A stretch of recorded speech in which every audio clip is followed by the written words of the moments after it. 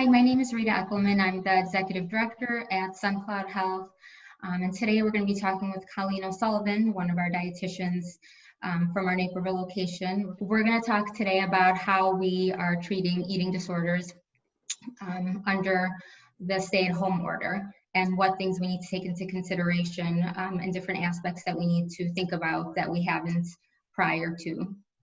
So Colleen, what does support look like for patients struggling with eating disorders right now? Yeah, good question, Rita. I'm really proud to say that it hasn't changed that much. We're still providing so much support to our patients. We're doing 2 scheduled snacks a day as well as lunch. So the patients come into programming, they show me their snack on the screen, they know what their meal plan is, they know what the expectations are, and then we do the same for lunch. We give everyone a quick break to go gather their lunch and come back.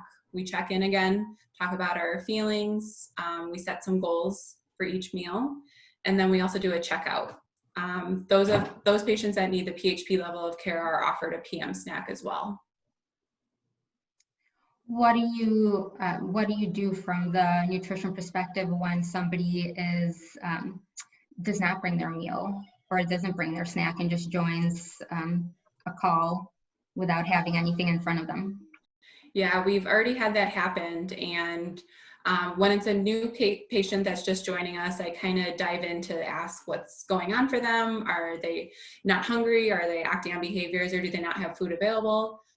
For the ones that know the expectation already, we just go through supporting them, and their peers usually are good about getting involved in that support as well, to ask them to leave the Zoom meeting and go get themselves a lunch and come back when they're ready. Are you guys providing any other type of support throughout the days, maybe on the weekends and or in the evenings for your patients, in terms of maybe check-in via emails? Yeah. So unfortunately, mental health doesn't go to sleep. So we're all checking our emails now more than ever. When we're in person, patients are able to check in with us really quick after a group or something, or during a break. And since that's not the case now, they all know how to get in touch with us. And what's really helpful is the patients have come together to create their own Zoom meetings. So a lot of them are doing dinners together, as well as weekend snacks or lunch, or just a fun session to have together in order to help keep each other accountable and talk about their goals. And since they're able to relate with each other, they know how to support each other.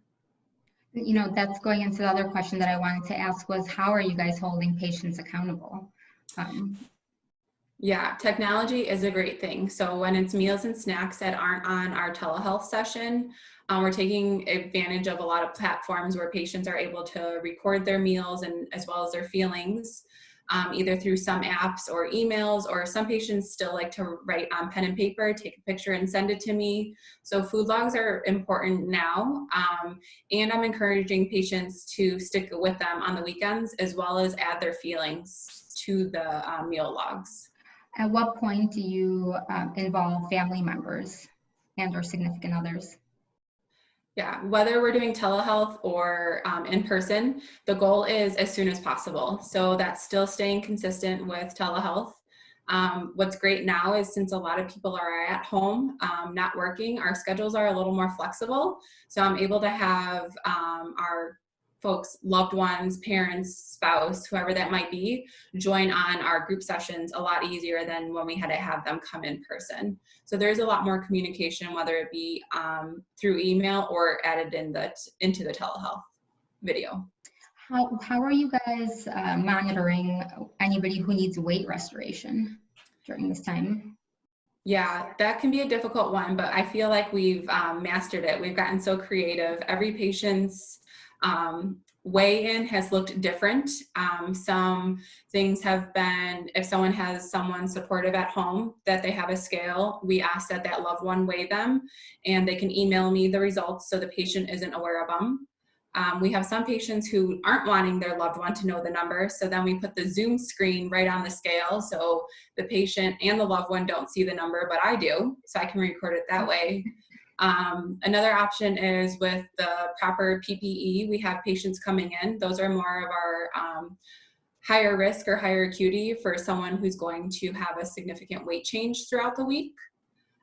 So we set up appointments for them to come in. So there's, protective, not a lot of other patients in the office at that time. We have the PPE to provide for them as well. Or the last option is maybe someone's doing really well with their meal plan, and at this level of care, we can hold them accountable to that and not need to know what their weight is every week.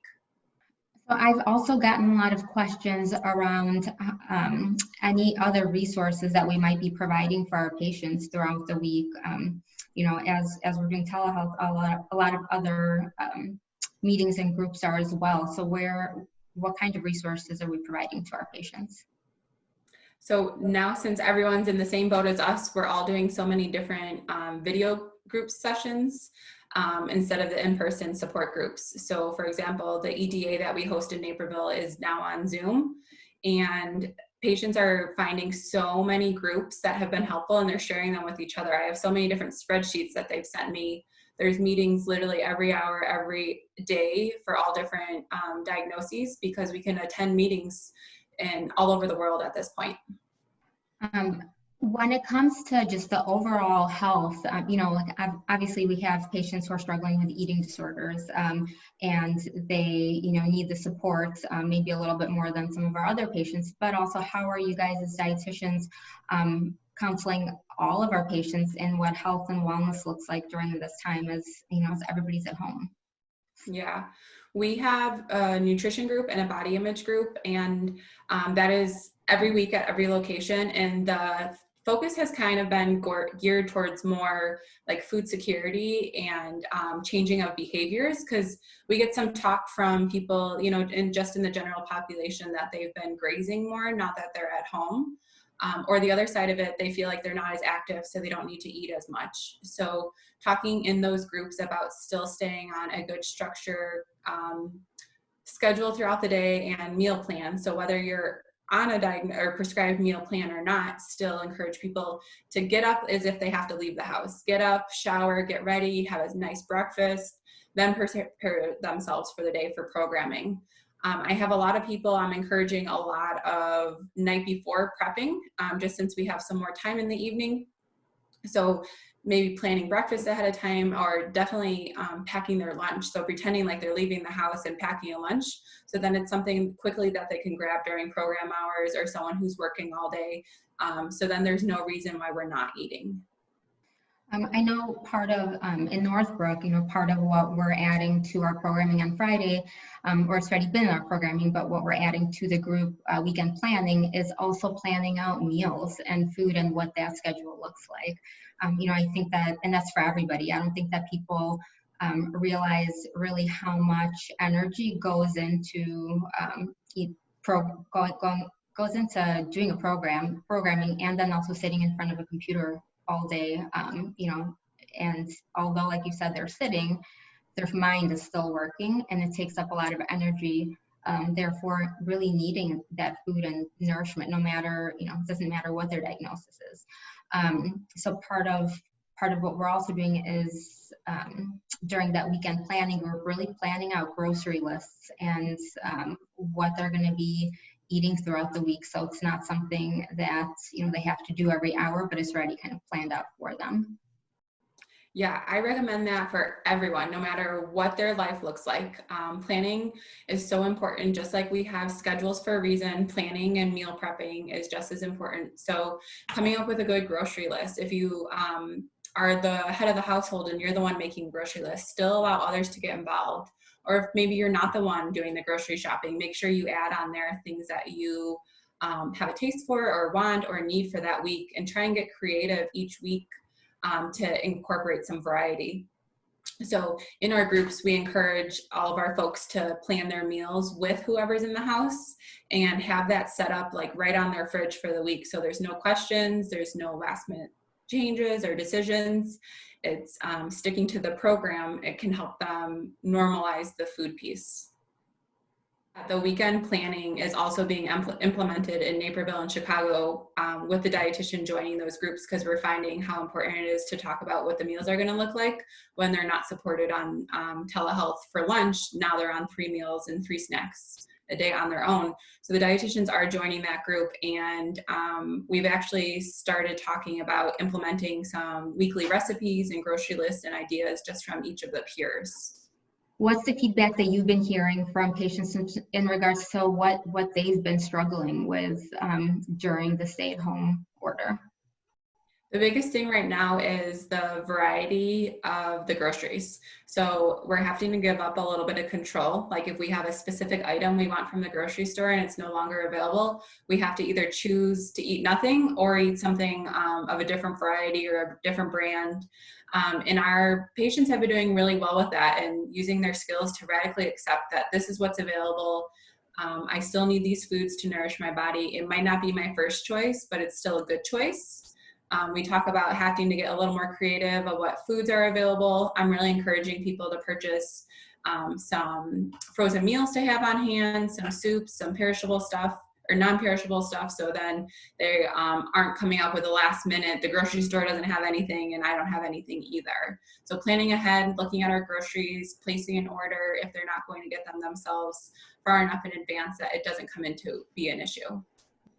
And Colleen, I know another way that you were earlier when we spoke, you said that you guys are also supporting the patients in potential, like if they have to do Instacart orders, you know, if they can't go to the grocery store, if the grocery store is too much of a trigger for them, especially right now, that you guys are reviewing their Instacart orders with them as well and just making sure, holding them accountable that way. Yeah, and another reason why technology is such a benefit for us right now, they can show me what groceries they've put in their cart and I can easily help them say like, hey, we're missing variety and carbohydrates this week, or I noticed you didn't pick out any snack foods, and I can be curious of what's going on. It's great that I'm actually like kind of at the store with them. And then I can also provide them some support if those items aren't available, what the next best option is. I know, you know, what I've heard from my patients and something that they're struggling with is just making sure that they're keeping up with their meal plan, because it's just really easy to get something else or to try something else, and depending on who's living with them in the house, you know, it's easy to eat whenever that person's eating versus sticking to a schedule.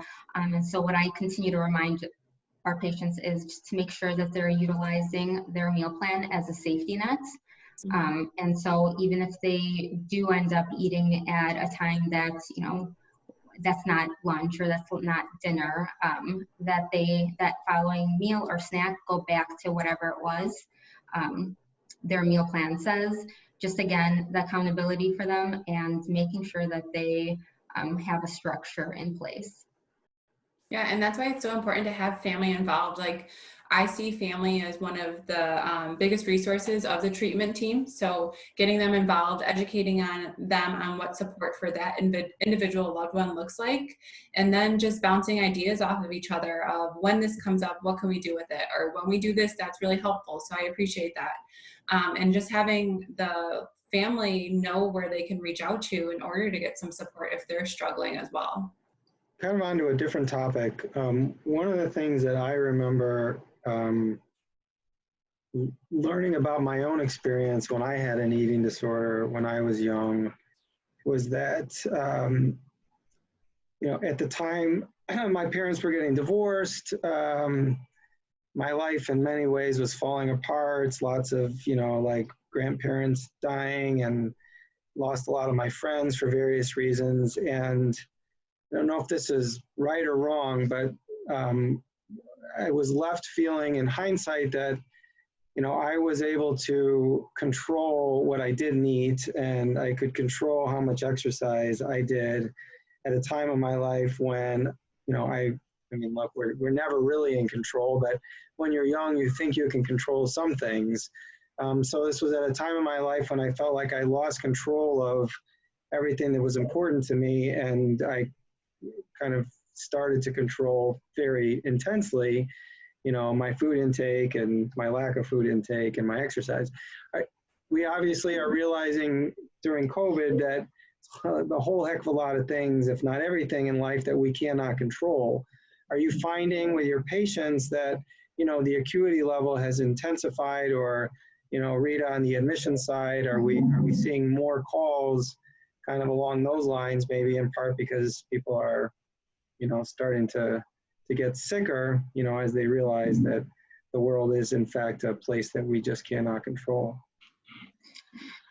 From the admissions end, what I'm seeing is, and talking to referral sources, is that we're seeing a lot of people right now who, have been in treatment before, maybe have been an outpatient for a really long time, seeing a dietitian, therapist, psychiatrist, and then over the last few weeks to month or so, we're seeing some pretty big declines in mood and other behaviors, because like what you were saying, David, there's so many things that you can control, and when things are out of control, what people need to start, or what people feel like they can't control, they start doing, and a lot of it is food, what they put into their bodies, what goes out of their bodies, and so yeah, I'm seeing that from the admissions end, and just talking to referral sources, that we're seeing higher acuity that may require higher levels of care prior to them stepping down to a PHP or IOP level of care.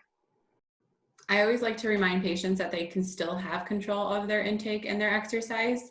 It's just that I want them to have the control, not their eating disorder. So taking the advice from their treatment team, still having control, they still get to pick what food's going into their body, just maybe surrendering to how much or how often or any restrictions around exercise, but they still have that control. Guys, how does 12-step recovery work with eating disorders at SunCloud? I mean, how do you guys incorporate that into, how you help patients? Because a lot of places don't use 12-step. It's traditionally DBT for eating disorders and 12-step for substance use disorders. But here we do them both. How do you guys I meant to say that. Sorry, I meant to say that when I was saying like what's unique about SunCloud is that 12 steps can be applied to everything out there. And I love that I've been able to learn from my team more what 12 steps looks like. And then I can help my patients make the connection that it's not just for substance, it is actually for eating disorders. So I try and incorporate the step of the week into the nutrition group. An example of incorporating the 12 steps into nutrition group is recently I talked about hope and having faith from our higher power with our eating disorder, and how we can apply the skills of what we're able to surrender over to our higher power and our treatment team, and what we're going to take on as our own. And in addition to that, we can incorporate our DBT skills and talk about where we have something, for example, like black and white thinking that can show up in an eating disorder. And we talk about how we can get in the gray area. I think when it comes to 12-step and eating disorder recovery, a lot of times our patients want, what is the next thing I have to do and follow order. And really, when we're looking at the 12 steps, it allows for some of that and for some of what the patient is looking for in order and structure. So I always go back to that piece where there's, we're working on a goal. And we're going back to the steps every week to ensure that there's again, that safety net there for them. Same thing as the meal plan. I'm just curious, we're not like so rigid with our rules, it doesn't seem. We're not as rigid as some places that I hear about. How can how are you guys able to be successful, without, implementing or utilizing that rigidity that so many other places apparently, feel is so important to patients' recovery? So there's a lot of people who appropriately follow a vegan or a vegetarian lifestyle, and it doesn't have to be related to an eating disorder. So if it's someone who can still appropriately get a good variety of proteins in their intake, then I can understand their ethical need or their personal desire to not consume those types of foods. My philosophy is I'm never going to make someone eat something they don't like as far as taste buds, but I will encourage them to eat fear foods. So if it's an eating disorder that doesn't like it, we can talk about incorporating that. But if it's something that they truly don't like or feel okay eating, and it's not their eating disorder voice speaking to that, then I would be okay with them not getting that. They're still able to get a variety of carbohydrates, proteins, fats from other sources. And when we're looking at, patients who are calling us and wanting to admit and let us know that they're either following a vegan diet or have excluded, gluten, dairy, soy, and a bunch of other allergens or potential allergens, due to intolerances, we also go back and we take a look at what the history looks like. So if somebody's coming in saying they're vegan, the first question I'm going to ask is, how long have you been vegan for? What other type of meal plans or diets have you tried? And if we're seeing a history of, continuous dieting, or if we're seeing a history of like the eating disorder started at this time, and this is also when this person started following a vegan meal plan or a vegan diet, we're correlating that together and educating that patient that, can we work on potentially adding a dairy or cheese back in? We're encouraging them, if they're using it as eating disorder behavior, we're going to obviously encourage patients to add those foods back in. And also, like Colleen said, if people are following it appropriately and it's coming from an ethical standpoint on their end, and they are willing to, follow their meal plan that's created by the dietitian, we will work with them on that and also challenge them as well. Lastly, from my perspective, from my standpoint, and I'll give you guys a chance to, if you have any parting thoughts or words, what would you say to somebody who is out there right now, doesn't know SunCloud, probably has some form of an eating disorder of some sort, is interested or wants to, or is being encouraged to get some help, in light of the stay at home, in light of the fact that, the disease is inherently putting up some resistance to getting help, regardless of whether we're in a stay at home order or not. What would you say to that person?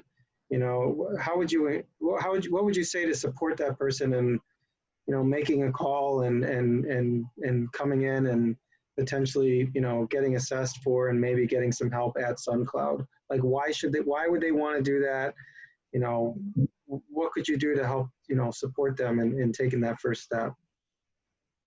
Right now we have some possibly more free time or flexibility in our schedules. So it is the best time to work on our mental health. So we can still stay at home. We still can respond to some certain job duties, especially with our evening program. It gives us the opportunity to work on those things that maybe we've been avoiding in the past. Some ways that I've been encouraging patients to, to call and to schedule intake to get some help is, like Colleen was saying, there's time right now. And if they're thinking about it, there is even a little part of them that is thinking that they need some support and help. I'm, always saying, just call, it's a call. And let's look at what we can do to support that patient right now, and really, getting some genuine, authentic care. And, if it's something that they want to continue doing, they can. And if it's something that they start a day or two and they say, this is not for me, there's always an out. So it's really committing to, number one, the intake, and number two, committing to needing some support, and continuing to reach out to their team as well. I was gonna say, a lot of patients later on in their stay report that the first day was the hardest and doing the intake was the hardest. So if you're able to get over that hurdle, the outcome is going to be worth it.